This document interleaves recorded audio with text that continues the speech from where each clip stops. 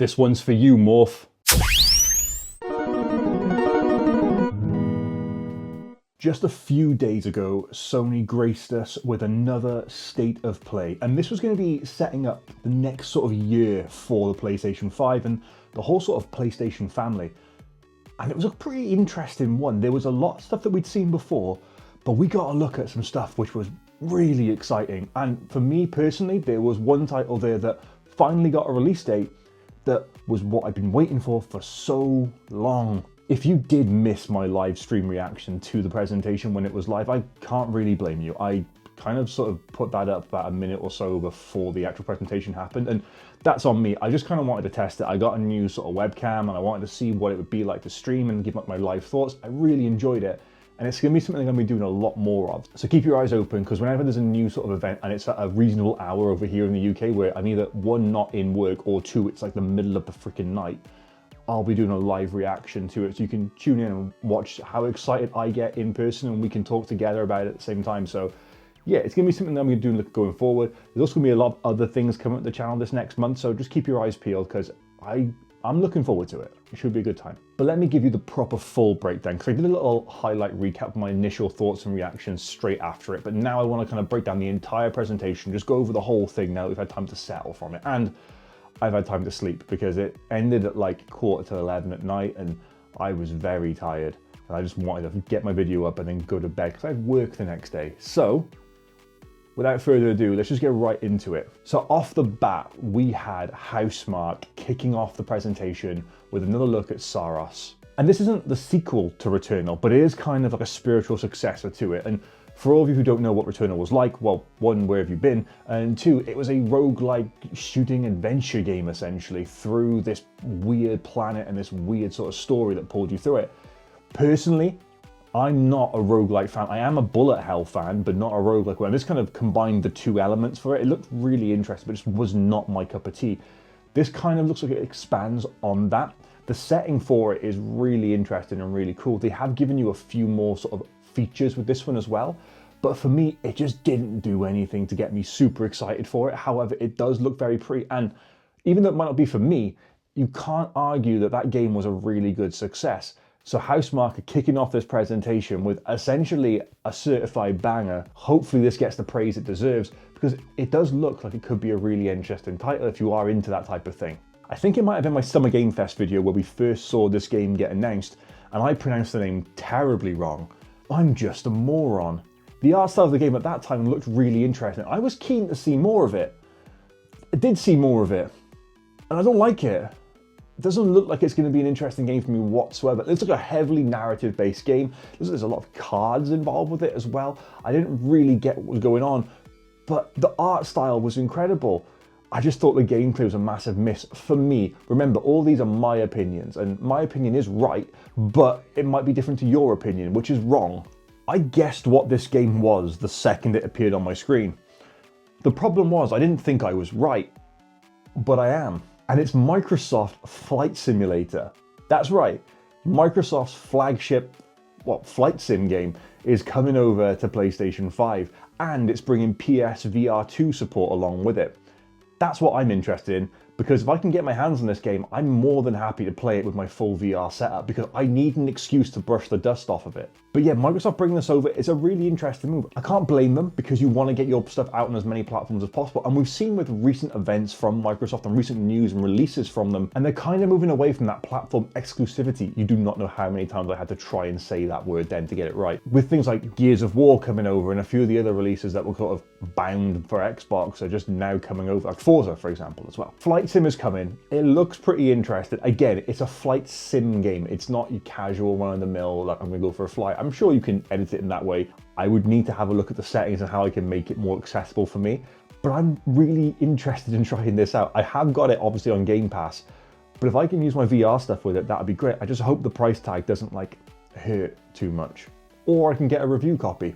I wasn't sure what I was looking at next. I thought initially it was like some type of Tom Clancy, like Division game, or some sort of high-spec sort of mil-sim game. But no, it was actually the single-player campaign stuff for Battlefield 6. And I'll be honest, I don't think since Bad Company 2 have I played the single-player experience of a Battlefield game. because for me, it's just the multiplayer aspect. You saw with my video of my good friend Eric when we were talking about it and gushing about how much we're excited for this game. I'm super stoked for the multiplayer side of it. The single player looks like it could be fun, but it's much like COD. The single player kind of pales in comparison to the multiplayer. No one's really buying those games for the single player story experience, but this does look interesting. I'm just not super stoked on it. I'm more excited to get my hands on some more Conquest and, you know, slay online with it. I'm not sure how many people saw this coming or how many people were super excited for this, because I have seen a little bit of differing opinions online for it, but Deus Ex is getting a remaster. I'm going to be honest, I kind of preferred the original graphics. It's got a remaster, but it doesn't really strike me as like a massive, like, this generation remaster. But if you were a fan of Deus Ex, you've got a way of playing it now with a more modern look to it. So that's really cool. I know they've got like a really steep like cult history with that game, and there's a really big fandom for it. So I am also hoping that this will bring more people to it. Even though it's not my cup of tea, it's always good to see franchises and, you know, fan bases get more people involved so they can have more experiences together. I love Halloween. The time of year, not the film franchise. I like the Halloween film franchise, but I'm not super into it. But one thing I really don't like is asymmetrical multiplayer games. I just think it's a genre that's played out. It's not something that I enjoy. And this is coming from a guy who just made a video about how much he enjoys playing Warzone, which is a battle royale, which is arguably a genre which is way more played out, but still, I don't like that genre. I think it's quite boring. I think it's quite, just not my thing, all right? If you do like it, then that's no shade on you, okay? That's no shade on you. Maybe a little bit. Halloween, as a game, is an asymmetrical, multiplayer, survival, horror, fight. So I don't even know what you class that sort of stuff as. But for me, it doesn't really, I mean, why has he got a teleport ability? Why can he phase through walls? That's just weird. He didn't have that in the films. He couldn't just walk through a wall. I know it's a game, but still. So Last Epoch then got an announcement that it's coming to the PlayStation 5, which is pretty cool considering like this has not been on that console before. But the other cool thing was that the day and date that it comes out, they're also bringing out an expansion for it as well. It's kind of like a dungeon crawler RPG adventure game. The art style and the graphics of it look really cool. It's not something I've ever played before or ever paid much attention to before. It does look like it could be quite interesting. But again, I'm judging this off the trailer that I've watched in this presentation. I've never played these games before, so let me know below if you have played them and if you do enjoy those games. For me, I've never been into like Diablo stuff. Yeah, I don't know if I'm going to be into this one. I'm on the fence. We had another look at Seventh Sin's Origins, whatever it's called. I honestly have given up caring about this game. I cared about it very little to start off with, and I've seen this trailer in pretty much every presentation that we've ever watched now, and I am bored. It's not for me. Sega then announced that Proto Man and Mega Man are coming to Sonic Crossbows Racing, and that's going to be in the Mega Man DLC pack. Once again, getting teased that there's no new Mega Man game on the horizon. I'm not sure, is this game even out? Yeah, I think it's out, but the amount of DLC and expansions that have already been announced for this game is quite interesting. And again, it goes back to what we said about stuff with that in the last Nintendo Direct, where they were announcing DLCs before the game's been out, or like extra stuff and the game's just come out. It strikes me as a little bit naughty. I do get these collab packs and stuff, like the Pac-Man one was a collaboration with Atari and this is a collaboration with Capcom, but it is a little bit naughty, but I do kind of get these ones as opposed to what Nintendo have done. Koei Tecmo then gave us another look at Neo 3. That is a demo which I've downloaded, which I'm yet to play, and I really do want to try that because it does look really fun. But yeah, if you've played the Neo series, you know that this one's got a little bit of a different twist to it with a new class or a new sort of style that you can do from what I understand. It looks really interesting. The art style and the sort of theming is really interesting as well. But I've just not played any of these games yet, and I really want to. This was a really good trailer. It was really interesting, really captivating. I was fully in for this, and the more I see of this game, the more I do want to play it because they're not like bombarding me with it. But then we had an announcement from Koei Tecmo, which I didn't really know was coming out. And it's Dynasty Warriors 3 Remastered is coming. It's pretty interesting they're going to do a whole remaster of that game when they're still working on other sort of Dynasty Warriors and obviously Hyrule Warriors style games. Again, I've said it before whenever Hyrule Warriors has been mentioned, but that style of game for me wasn't interesting. I didn't enjoy it, but I do know that the game series wouldn't be this deep and this like long-standing if people didn't enjoy it. So if you are out there and you remember some core memories from Dynasty Warriors 3, then you're going to be able to relive all of them in this new upscaled remastered version of it. I remember when I saw the first trailer for this game and I thought it looked so cool because you had a character whose head was like open and there was like a candle melting inside it and it looked so dark and so cool. And they had a cat girl in the trailer as well, which didn't play into me enjoying it, but they were in the trailer. I just got to point that out. And this trailer kind of made me less excited for it. I'm not sure how they managed to do that, but it's Code Vein 2. And this was probably a more, I don't want to say boring, but safe look at the game. I was really just not as excited watching it this time. And it wasn't until the title card came up the end I went, oh, that's not how I remember being excited for this game. Final Fantasy Tactics: The Ivalice Chronicles then got another mention, which I don't like tactical RPGs. Like, RPGs require me to think enough as it is. Tactical RPGs just put way too much pressure on me and I feel really bad when I can't figure things out, all right? My brain's not big. If you were a Final Fantasy Tactics Ivalice Chronicles fan previously, you get to play this again. I'm pretty certain they said there's like the remastered graphics and the classics graphics mode as well. So yeah, it's nice. It's just not for me. Let It Die Inferno was then shown off, and it's a PvPvE like extraction-based game. And if it was just the first part, I'd be cool with it, but the extraction side of it just made me like switch off entirely from it. And also, what is going on? Like, it's a very Japanese presentation, but still, like, it was just a bit weird, not gonna lie. Seeing a man in a loose-fitting skull mask like that. But hey, you know, you do you. The graphics and the sort of art style are really cool, and that's what was making me feel intrigued about it. But then when I saw about the gameplay and like heard how it plays, I'm not into that, all right? If you are, then again, like obviously you can be wrong, but still, I'm just not a fan of that style of gameplay. And I think it's a really big downer on this one, because from the art style and how kooky it all looks, I'm pretty cool with it, but I just know I won't enjoy that gameplay. Chrono Script: The Endless End. And if I said this game's got a cool art style, I'd be understating it, because this looks so cool. It's based in like a book, and like you have to carry on the story that wasn't finished, and it just looks like a really good, I don't know if it's a Metroidvania or if it's just a side-scrolling action game, but it looks really intriguing, and I really like the way that they're doing this. The combat looks really fun, the platforming style looked really fun, the bosses and like the enemies looked really cool. The whole thing was really interesting, and I'm super for this art style. It looks super tight. Big fan of this, Deskworks, well done. I will be keeping an eye out for this one. Oh, I'm sitting forward for this one because I am super excited. Crimson Desert got a release date of March 2026. I have been stoked for this game for so long.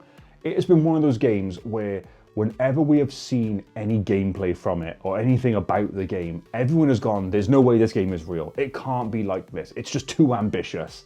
But Pearl Abyss are back, and they are creating something that looks incredible.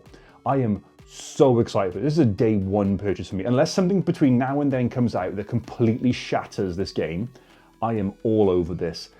It is going to be such a good experience. It looks super cool.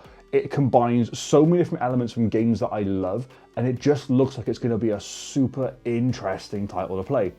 If you're a fan of action, adventure, RPG games, it looks like it's going to be right up your street.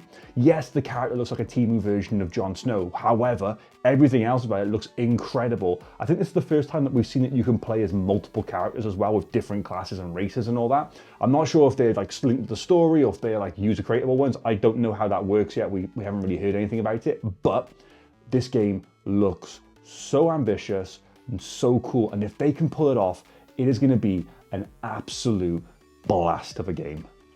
Okay, hands up out there, which one of you asked Sony to make speakers? Because I don't think anyone did, but they've brought out a new set of speakers for your desktop. They use PS Link, which requires a dongle because it's not built into the PlayStation 5 by default, which is a bit weird.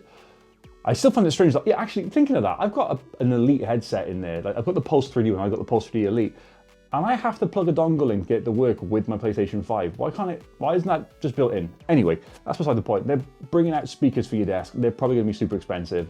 If I can get a set, then great. But if not, it's gonna be something I'm gonna pass on because I don't really see the need. We then got a bunch of announcements for PlayStation Plus and everything that's coming out that. But one of the interesting things was there's gonna be a Last of Us 2 collection coming out as well. I've lost count about how many times The Last of Us and Last of Us 2 like family have been sort of remastered and redone, because apparently after 3 weeks the game is too old and they need to remake it again. So I'm not even remotely excited for this. I haven't watched the TV show. I'm not a big fan of the games. I just don't like that style of game. So I'm going to be passing on this. However, if you were someone who just thought, you know what, I haven't played enough of The Last of Us and Last of Us 2, then you've got free, I say free, they're included in the membership that you pay for. That's the thing, whenever everyone says, oh, it's free, it's part of Game Pass, it's part of PlayStation, it's not, you're paying for it, just not in one outright payment. We then had an announcement from the Gran Turismo 7 team saying the Gran Turismo 7 Spec 3 is coming out, which is like an update 4 with a new bunch of content in it. So if you are a Gran Turismo 7 fan, I enjoy Gran Turismo. I think it's probably the better sim game out of the Forza Motorsport and Gran Turismo for like battle that was going on. Forza Horizon's a different bag because that's just a really fun, wild game. But out of the actual like racing sim games, I prefer GT7. Not just because I own that one, but because I also have PlayStation VR and I can use it with that. So yeah, I enjoy it. It's a fun game to play. But we're getting a bunch of new stuff for it. And it's always nice to see these content updates coming for Gran Turismo 7. And just the whole way the game looks is just super like refined and sort of prestigious. And I kind of really like that. God of War's 20th anniversary, so of course we're getting no, we're not getting a remaster of anything, we're not getting a classics release of anything either, we're getting a controller with a red stripe on it. Yep, a controller with a red stripe on it. You all know what game is coming next. It's Wolverine. Insomniac's Wolverine game finally got shown off, and oh my life, does it look incredible. Everything about it just looks so good. Give me that game. Take my money. I am all in for it. This looks so gory, so crazy, so cool. Everything about it just screams Wolverine, especially the title, because it is the title of the game. It looks like it has just encapsulated everything that makes Wolverine an amazing character in the Marvel franchise. If you remember back in the Xbox 360 and PS3 days, we had a Wolverine game then that was really gruesome. And this one, well, I mean, you see blades go through a guy's chin within the first sort of 30 seconds of the trailer. So yeah, you could say this is a very gruesome game. I'm not even sure what I can show, but I'm gonna just put the trailer on and then just hope for the best. It looks really cool. They went through who's going to be doing it, how all like the cast has been put together for it, some of the characters we're going to see for it. We're going to see Omega Red in there, which is really cool. We're going to see Mystique in there as well, along with a whole host of mutants in there. And I am so excited for how this game is going to play out. I really want to know what they're going to do with it, what the storyline they're going to put into it is going to be.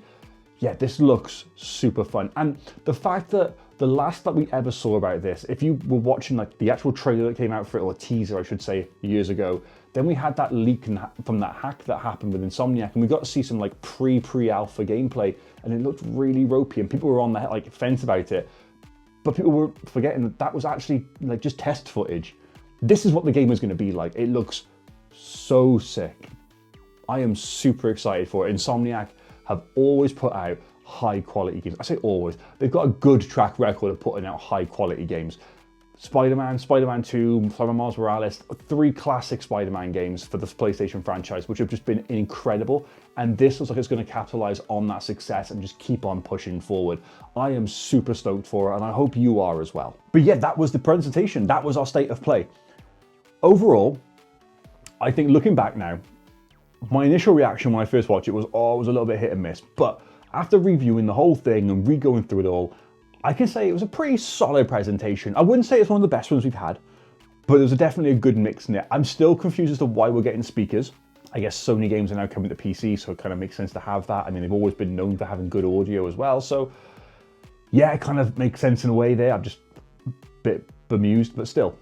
There's a couple of remasters, like the Deus Ex remaster, which is nice, but it looks like it was meant to come out last generation. You've got the Dynasty Warriors 3 remaster as well, which I don't know if anyone was excited for. But yeah, Flight Sim coming over, Saros, you've got Wolverine, obviously, and then you had the release date for Crimson Desert. So overall, I'm walking away from this with pretty content. It was a pretty good presentation. It's made me pretty excited for the future going forward with PlayStation, because a lot of these release dates were coming out next year.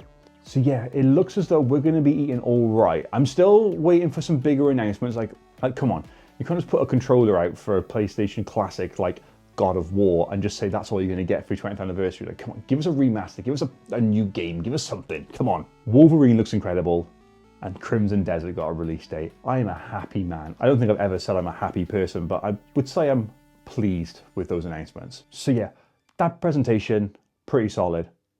I'm content with it. And like I said, going forward, I'm going to be trying to do a live reaction to these presentations when they happen and upload them like straight away, and then do like some highlights like right after it, and then do this whole thing. So essentially, you'll be seeing me like talk about these things like quite a bit more.